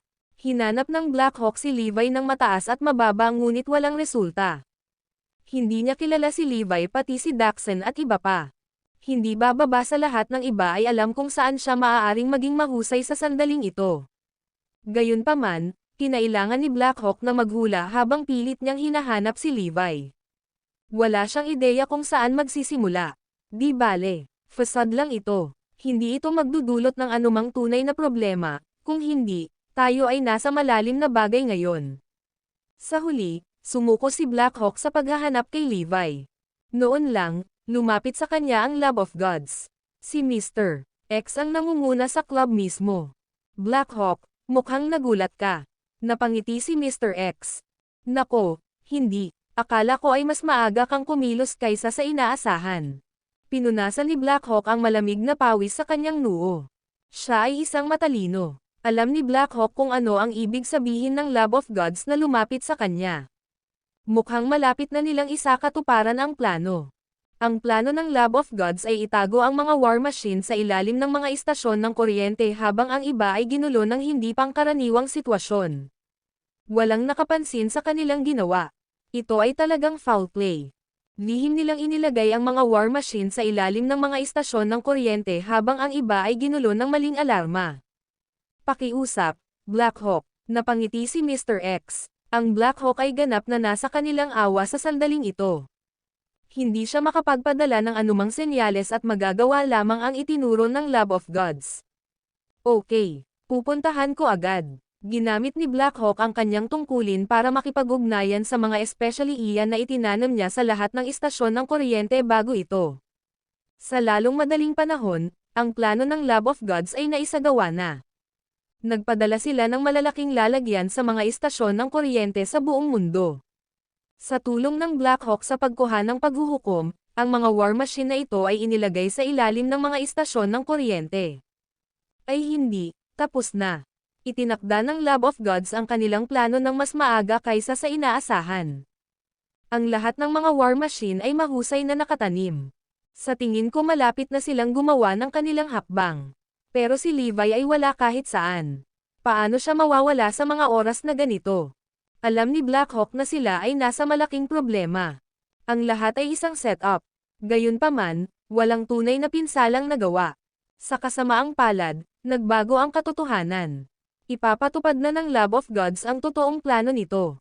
Sino ang makakapigil sa kanila? Ramdam ni Blackhawk ang nakakatakot na dami ng kapangyarihan na nagmumula sa war machines kahit na nakaimpake ang mga ito sa loob ng mga lalagyan. Ito ay lubos na takot. Ang video na ito ay edited by Urban Storytelling. Kabanata 2635. Nasaan si Levi? Blackhawk, mangyaring makipagtulungan sa amin mula sa sandaling ito hanggang sa katapusan. Ang Lab of Gods ay lubhang maingat. Sinimulan pa nilang subaybayan ang Blackhawk kung sakaling maglabas ito ng balita. Lumubog ang puso ni Blackhawk. Nakita niya mismo ang war machine dahil nasira ang isa sa mga lalagyan. Ito ay sa isang ganap na naiibang antas mula sa smokescreen. Mas malakas ang war machine. Tama si Levi. Ang mga war machine na ito ay nakakatakot. Maaari talagang ipadala ni Blackhawk ang kanyang mensahe kahit na siya ay sinusubaybayan. Ang problema lang ay wala na si Levi. Wala siyang choice dahil hindi niya alam kung nasaan si Levi. Masasabi niyang may masamang mangyayari. Binilisan ng Lab of Gods ang kanilang plano. Naisakatuparan nila ang kanilang plano sa loob ng isang buwan kung kailan ito dapat ay isang 3 buwang plano. Wala pa tayong 1.5 buwan. Paano natin sila pipigilan? Sino ang makakaalam na lahat ng iyon ay mangyayari? Ito ay baliw. Namanhid si Blackhawk sa gulat. Ang plano ay natupad ng higit sa 1.5 buwan. Hindi siya maniniwala sa lahat ng iyon kung hindi niya nakita ng sariling mga mata ang war machine. Ito rin ay isang bagay na hindi inaasahan ni Levi. Akala niya noong una ay aabutin sila ng 2 buwan, sa pinakamababa. Sinong mag-aakala na 1.5 buwan nilang isasagawa ang plano? Si Mr. X at lahat ng iba pa sa Lab of Gods, kasama si Lord Priest, ay nasa sabik. Hindi nila akalain na magagawa ni Dr. Erebus ang plano sa wala pang 40 araw. Kaya naman, natuloy ang kanilang plano. Itinago nila ang totoong war machine matapos ilabas ang mga smoke screens. Ito ay mapanlikha. Bago ito, nagpupumilit pa rin ang Lab of Gods na malaman kung paano nila may tatago ang mga war machine sa ilalim ng mga power station nang walang nakakapansin. Inilabas ni Mr. X ang mga smokescreen sa tamang oras, na lumilikha ng perpektong pagkakataon para sa kanila na gawin ito. Walang nakapansin sa kanilang ginawa dahil ang lahat ay abala sa kanilang sariling laban. Itinago ng Lab of Gods ang bawat war machine sa ilalim ng mga power station sa sandaling iyon. Ang tanging natitira ay upang simulan ang plano. Ipinadala pa ni Mr. X ang kanyang mga tauhan upang tingnan ang pinagtataguan mula sa iba't ibang anggulo upang matiyak na hindi ito mahahalata pagkatapos nilang gawin. Umalis na lang siya pagkatapos masigurong maayos na ang lahat. Sa kabilang banda, opisyal na nasa ilalim ng house arrest si Blackhawk. Kung tutuusin, mataas ang pusta ngayong naisulong na ang plano. Hindi maaaring payagan ni Mr. X si Blackhawk na ilabas ang balita ngayong nalaman niya ang tungkol sa tunay na layunin ng pagpapalabas ng mga smokescreen. Huwag kang mag-alala, Blackhawk. Tatawagan kang babae pagkatapos nating magtagumpay at mababayaran ng mabuti. Napangiti si Mr. X. Ang lahat ay nasa kanyang kontrol. Ngumiti si Blackhawk, na nakakulong. Levi. Oh, Levi. Hindi na kita matutulungan. Hindi mo ako masisisi dito.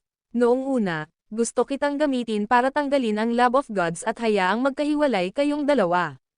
Pero mukhang unang sasalakayin ng Love of Gods si Erudia. Hindi na ako makapagpadala sa iyo ng mga mensahe dahil nakatali ang aking mga kamay. Well, I guess, it's a good thing after all since kaaway ko rin si Erudia. Inaasahan ko ang malisyosong plano ng Love of Gods. Lumaban ka ng mabuti. Nag-cross-leg si Blackhawk. Hindi niya kakampi si Levi kahit nagtatrabaho ito para sa kanya. Ang Love of Gods at Levi ay pareho niyang kaaway. Kaya naman, hindi mahalaga kung aling panig ang mas maraming nasawi hanggat maaari siyang lumabas ng hindi nasaktan. Gawin mo lahat ng gusto mo. Hindi na nalungkot si Blackhawk tulad ng dati matapos pag-isipang mabuti ang mga bagay-bagay. Sa totoo lang, nakaramdam pa siya ng excitement at inaabangan ang mga susunod na mangyayari. Magsimula na tayo. Baliktarin ang mundo at gawing baliw ang mundo. Utos ni Mr. X pagkaalis niya. Malapit nang sumiklab ang kaguluhan sa buong mundo. Samantala, sa Erudia's Carry Gray Academy, si Daxon at ang lahat ay naghahanap ng mataas at mababa at walang iniwang mga bato. Sa huli, ang lahat ay nagtipon upang iulat ang kanilang mga natuklasan. Wala akong anuman. Ganoon din dito. Wala na siya kahit saan. Walang nakakaalam kung nasaan si Levi. Wala siyang mahanap. Ang video na ito ay edited by Herban Storytelling. Kabanata 2636. Hindi nag-iisang target si Erudia. Sumuko ka na. Wala nang saysay na hanapin siya ngayon. Binanggit ng Crown King na aalisin niya ang Love of Gods, core. Hindi niya maibubunyag ang kanyang trump card kapag kinakalaban niya ang mga war machine na ito. Kaya naman, dapat tayong lumaban sa mga war machine na ito. Dapat ay sa amin ito hindi alintana kung siya ay nasa paligid o wala. Malinaw ba ako? Sabi ni Daxon. Oo, sir. Lahat ay game time na tumango. Kaya, kulang na lang tayo ng commander nang wala siya. Fighters pa rin tayo. Sasabak tayo sa laban na ito. Makinig sa aking mga utos. Dumating ang kalamidad. Tayo, ang Aragons, at the Cardinal Hall, ay mananagot sa pagtatanggol sa ating bansa. Sumunod ka sa akin, mga kapwa ko sundalo. Utos ni Daxon. Personal niyang pinamunuan ang kanyang mga tauhan mula sa Cardinal Hall patungo sa unang linya ng depensa. Sa ngayon, ang unang linya ng depensa ng coastal area. Nakahanda na ang lahat ng sandata para sa labanan. Ang Suicide Squad ng Dragonites ay nakaposisyon sa unahan, handang maningil sa isang sandali. Ang pilosopiya ng digmaan ni Craig ay nasa panig na nakakasakit. Walang kwenta ang pagiging nasa defensive line. Kaya naman, ang Suicide Squad ang kanilang trump card. Lahat sila ay napakalakas at mahusay na nilagyan ng mga sandata at banal na kasangkapan. Mamamatay sila kasama ng mga war machine nang walang pag-aalinlangan kung hindi nila ito mailabas. Ang makapangyarihang mga sandata at banal na kagamitan na dala nila ay maaaring gawin ito. Ang ideya ni Craig ay alisin ang higit sa kalahati ng mga war machine na may napakalaking firepower at ang Suicide Squad ay naniningil sa kanila. Handa na kami. Na-mobilize na rin ang ating mga fighter jet. Hinihintay lang namin ang mga order mo. Ang tatlong miyembro ni Craig ay naging alerto. Hindi naman tayo late, di ba? Isang boses ang umalangaw-ngaw. Dumating si Daxon sa pinangyarihan kasama ang kanyang mga kasamahang mandirigma.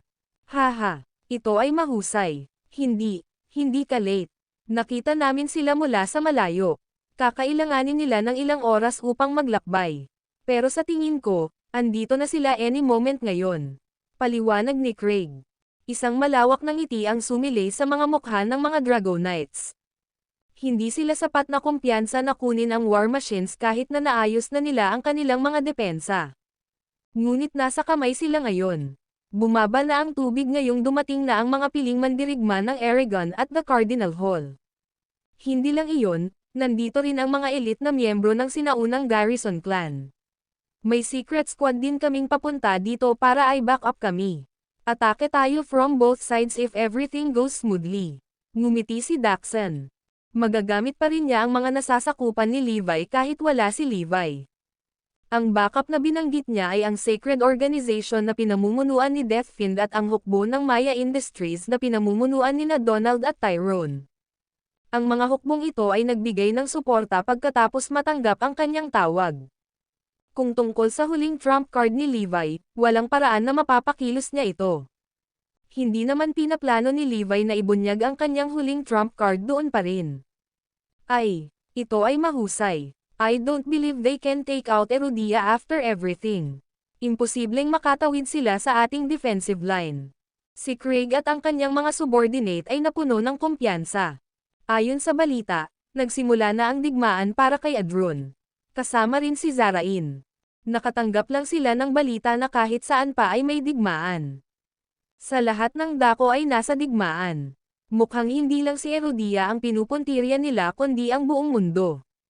Sinabi ko sa iyo na ang Crown King ay nag-o-overthink. Sa tingin niya si Erudia lang ang target. Ngunit tingnan mo, ang buong mundo ay napunta sa digmaan, ang kanilang mga lalaki ay nagbulungan. Papasok, humanda ka. Sa sandaling iyon, nagpatunog ang monitoring team ng alarma. Ang video na ito ay edited by Urban Storytelling. Kabanata 2637. Nakakatakot si Erudia. 2 minuto bago sila makapasok sa hanay ng apoy natin. Ang bilang ay hindi kilala, ngunit ito ay hindi bababa sa 100, ulat ng isang miyembro mula sa club ng pagsubaybay. Mabilis ang mga hindi pa nakikilalang mga kalaban, kaya napapikit sila ng hindi makatao. Maghanda na ang lahat, seryoso ang itsura ni Craig. Sa aking utos, pawis na pawis ang lahat ng tauhan sa likuran niya dahil sa pagkabalisa sa pakikipaglaban sa hindi kilalang kalaban. Walang nakakaalam kung gaano sila kalakas. 1 minuto. Ang oras ay tumatakbo, na tila bumibilang sa tiyak na kamatayan. Literal na pinipigilan ng buong defense barrier ang kanilang hininga habang sabik silang naghihintay ng hindi gumagawa ng ingay. Sa sandaling iyon, ang pin drop na katahimikan ay malinaw na indikasyon ng gulat na kanilang pinagdadaanan. 30 segundo, 20, kuwit, 10, 9, kuwit, 3, 2, 1. Ang lahat ay nagsimulang dumagundong at lumindol. Nang maging 0 ang bilang, lumitaw ang ilang malalaking silhouette mula sa dagat sa gitna ng kaguluhan. Mga ilang daang talampakan ang taas nila at mahigit ilang libong talampakan ang haba. Ang mga nilalang ay walang pinagkaiba sa mga bundok, at ang anino na sila ibinato sa dagat ay naging dahilan upang magmukhang itim ang lahat. Natigilan ang lahat sa kinatatayuan ng nakakakilabot na tanawin. Kasabay nito, ang lahat ng nasa defense barrier ay natulala din sa sandaling lumitaw ang napakalaking entity. Napuno ng pagtataka ang hangin nang maramdaman ng lahat ang nakasusuklam na presyo na nagmumula sa war machines. Kahit sino ay manginginig sa kanilang mga boto kung malalagay sa ganitong sitwasyon.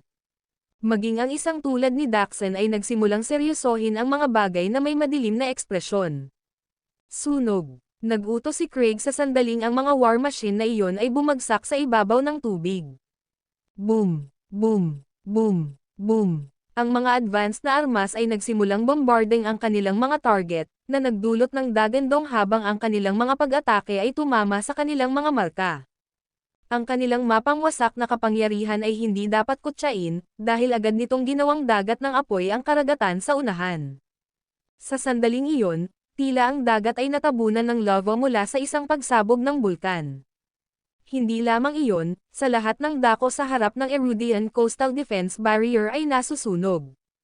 Ito ay tila isang sopas ng tinunaw na bakal na ginawa lamang mula sa mga pagsabog ng mga bomba at missiles.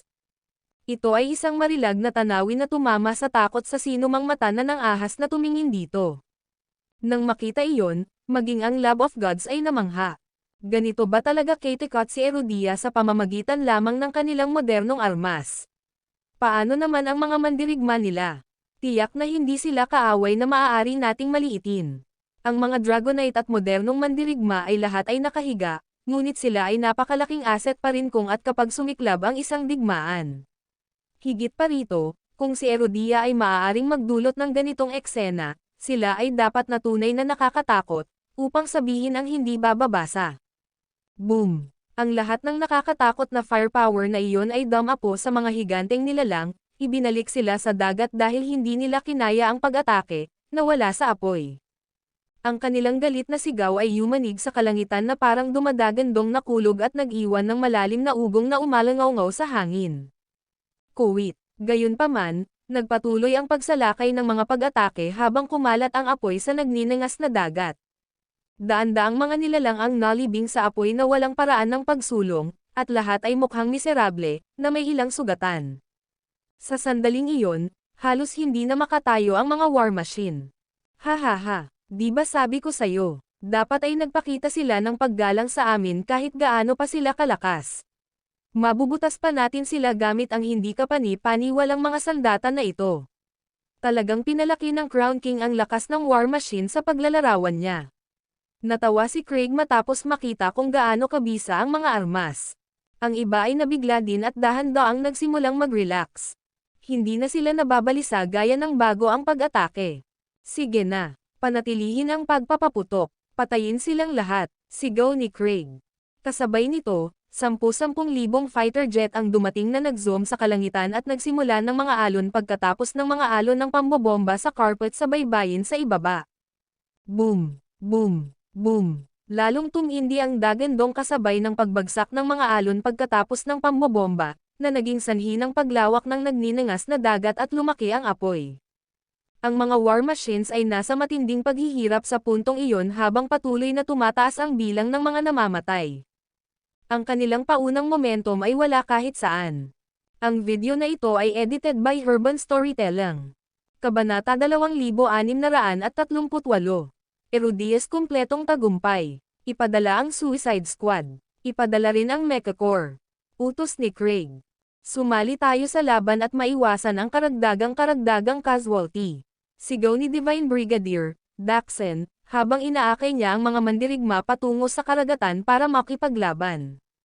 Ang Suicide Squad ay kumilos bilang taliba at nangunguna sa isang marahas na siklab ng galit habang sinuportahan sila ng Mechacorps ng lahat ng uri ng mech suit na ilang palapag ang taas pati na rin ang iba pang machine beast. Ang laki ng mech suit ay naaga pa sa war machines. Gayunpaman, si Daxon at ang grupo ng mga mandirigma ay dumating sa larangan ng digmaan, kahit na sila ang huling nag-deploy. Dagandong. Ilang war machine ang nagpupumilit na bumangon at umahan sa tubig para makipaglaban.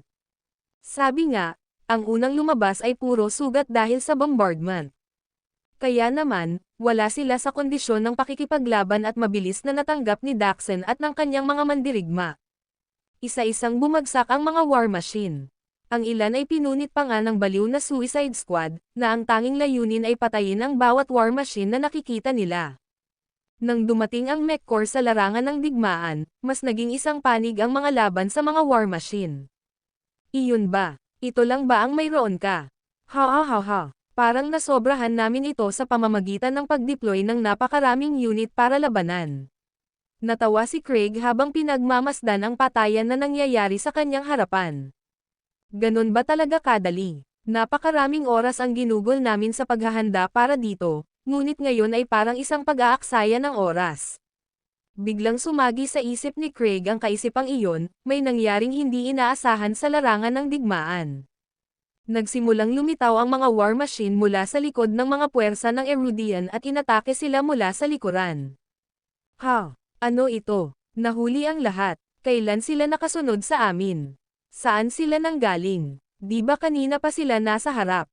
Walang nakakaalam na ang mga war machine na binomba ay talagang isang takip lamang para sa mga pangunahing puwersa sa ilalim nila, na kumukuha ng buong lakas ng pag-atake ni Erudia upang ang kanilang mga hukbo ay makalusot sa likod ng mga unit ni Erudia.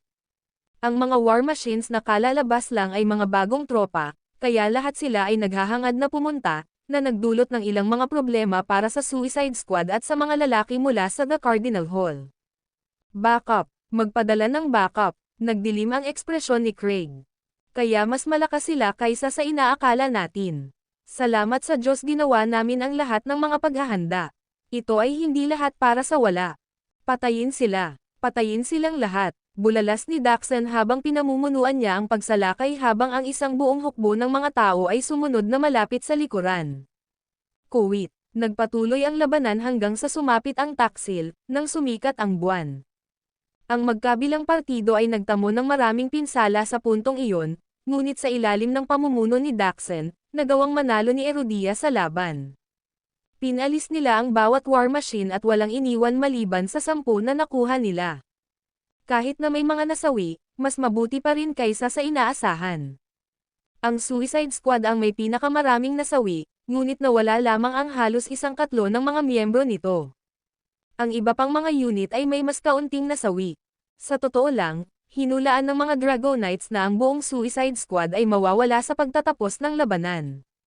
Ang parehong ay sinabi tungkol sa Mechacorps. Kaya naman, medyo nagulat sila nang makita ang gayong madaling tagumpay. Si Daxon at ang kanyang mga mandirigma ay hindi man lang nasugatan.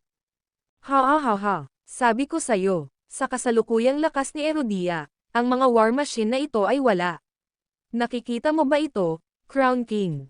Nanalo kami laban sa war machines. Hindi sila matigas gaya ng ginawa mo sa kanila. Gawa pa rin sila sa laman at dugo.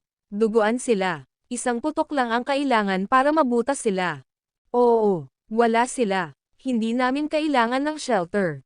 Hindi na natin kinailangan pang magtayo ng pader. Tinalo namin sila ng mag-isa. Ha. Si Craig at ang kanyang mga tauhan ay bumulalas ng buong kumpiyansa. Teka, iyan ay hindi masyadong tama. Hindi bababa sa nalaman ng Crown King ang tungkol sa kanila ng maaga at binalaan kami tungkol sa mga war machine na nagbibigay sa amin ng oras upang maghanda. May nagkomento. Totoo yan. Ngunit ang mga war machine na ito ay talagang hindi ganoon kalakas. Ang video na ito ay edited by Urban Storytelling. Kabanata 2639. Isa pang makapangyarihang kalaban ang lalapit. Oo, sila ay talagang mahina, sa totoo lang. Hindi namin kailangang magpadala ng ganitong karaming manlalaban. Ang mga war machine ay mahina lamang sa mga mandirigma sa The Cardinal Hall. Nakakainsulto ang paglalagay sa kanila. Ibang-iba ito sa inilarawan ni Levi. Bakit kailangan nating magtayo ng pader para dito? Sinong nasa tamang pag-iisip ang magmumungkahi ng ganoon? Dapat sigurong itigil na natin ang pagtatayo ng mga silungang iyon. Ito ay magiging isang pag-aaksaya ng mga hitsura. Sabihin kay Gary na itigil ang proyekto dahil sayang ang oras nila. Malaking kawalan para sa amin kung talagang makikinig kami kay Levi at gagamitin ang lahat ng mga disenyo upang bumuo ng isang pader sa paligid ng bansa. Ang kabuuan ng kabuuan ni Erudia para dito. Anong biro? Huwag na natin siyang pakinggan sa susunod na mga balitang ganito. Oo, alam niya ito ng maaga. Ibibigay ko sa kanya yan. Pero isipin mo, okay lang sana kami.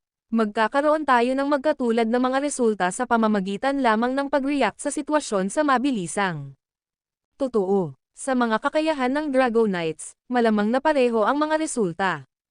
Ang labanan ay maaaring tumagal ng 1 oras ng higit pa. Kuwait, pagkatapos ng kanilang tagumpay, nagsimulang magreklamo ang lahat tungkol kay Levi at sa kanyang nakakatawang hindi makatwirang paglalarawan ng war machines.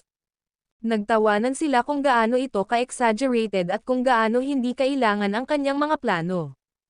Totoo na ang mga war machines ay nakakatakot, ngunit hindi itinuring ni Craig at ng iba pa ang mga ito bilang isang banta na hindi gumagamit ng mga mali ng bansa. Nakakatawa naman. Pinag-uusapan ito ng lahat ng naroon, iniisip na samobra ang reaksyon ni Levi. Kuwait, noong una ay maliit lamang na grupo ng mga tao ang nasa talakayan, ngunit unti-unting lumaki ang grupo, at naging magulo ang mga bagay sa pagtatapos ng lahat. Sige, lahat, manahimik ka. Ginawa ni Levi ang lahat para sa kapakanan ni Erudia. Walang ginawang masama si Crown King.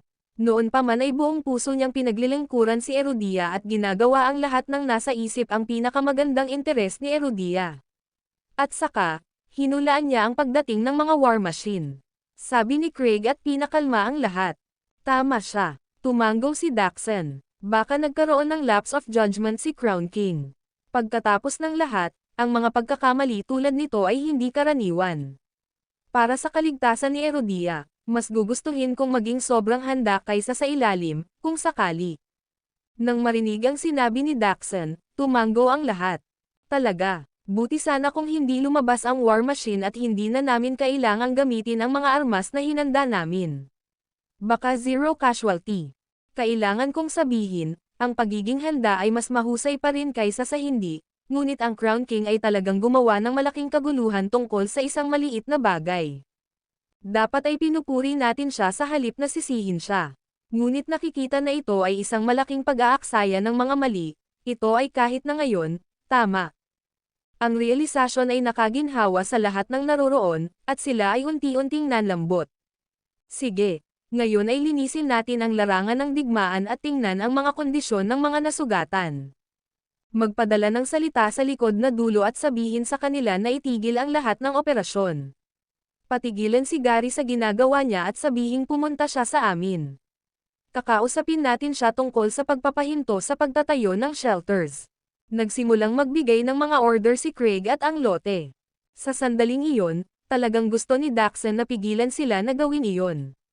Naisip niya na tama ang sinabi ni Levi at kailangan pang itayo ang mga silungang iyon dahil alam niya kung gaano kalakas si Levi. Nagtiwala siya sa paghatol ni Levi, kahit na medyo naiiba ang mga pangyayari sa inaasahan ni Levi. Gayunpaman, nanahimik si Daxon, iniisip na wala siyang batayan upang magising.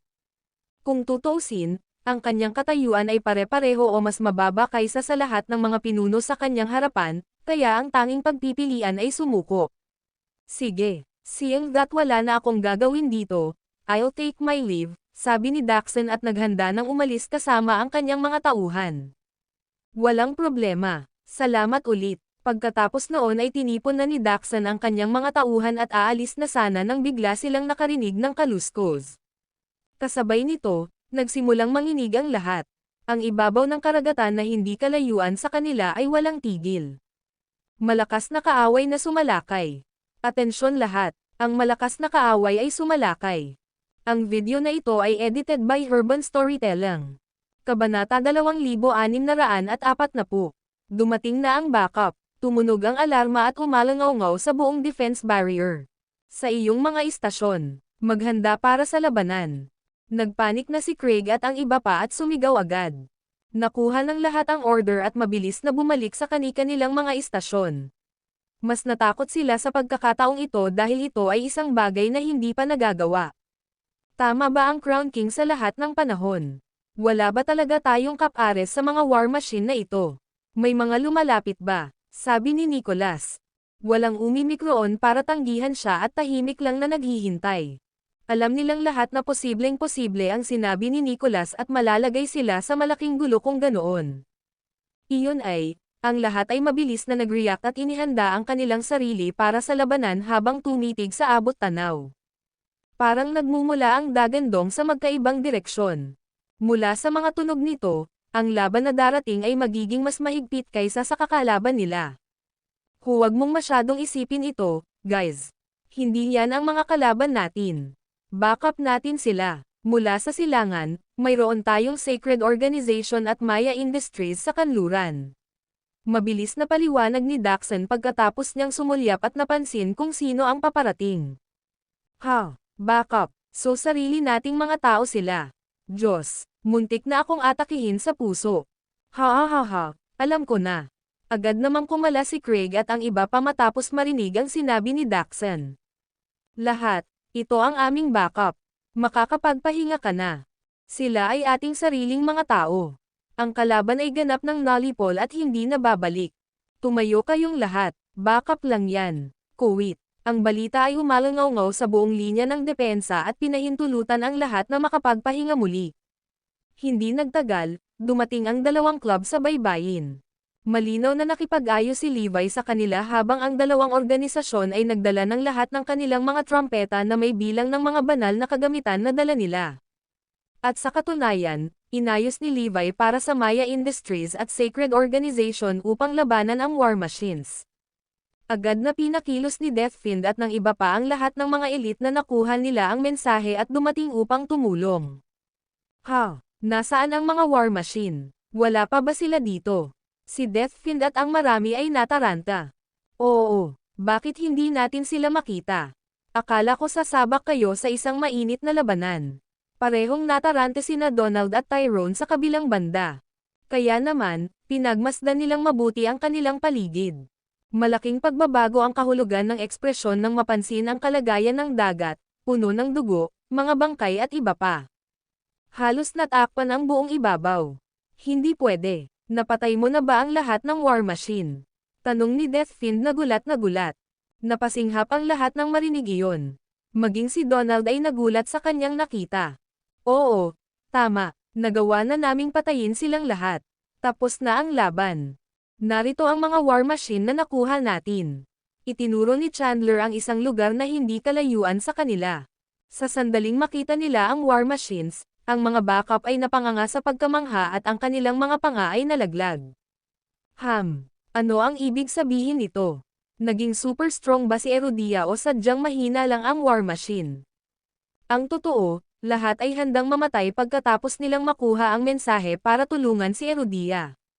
Ngunit sa huli, ang mga taong humihiling ng backup ay nilipol ang kaaway bago pa man dumating ang tulong. Nakakabaliw yon. Ibig sabihin pumunta kami dito para sa wala. Ito ba ay isang uri ng biro? Teka, alin ito? Masyado ba kayong malakas, o masyado lang silang mahina? Aalis na lang ba tayo pagkatapos pumunta dito nang walang ginagawa? Si Donald at ang kanyang pulutong ay naguguluhan din sa kanilang kasalukuyang sitwasyon. Pagkatapos ng lahat, ang unang plano ay upang ipakita sa mundo kung gaano sila kalakas na nakuha ni Tyrone sa pamamagitan ng pagpatay sa mga war machine gamit ang kanilang mga banal na tool. Gayunpaman, walang pagkakataon na gumanap si Donald, at inis siya.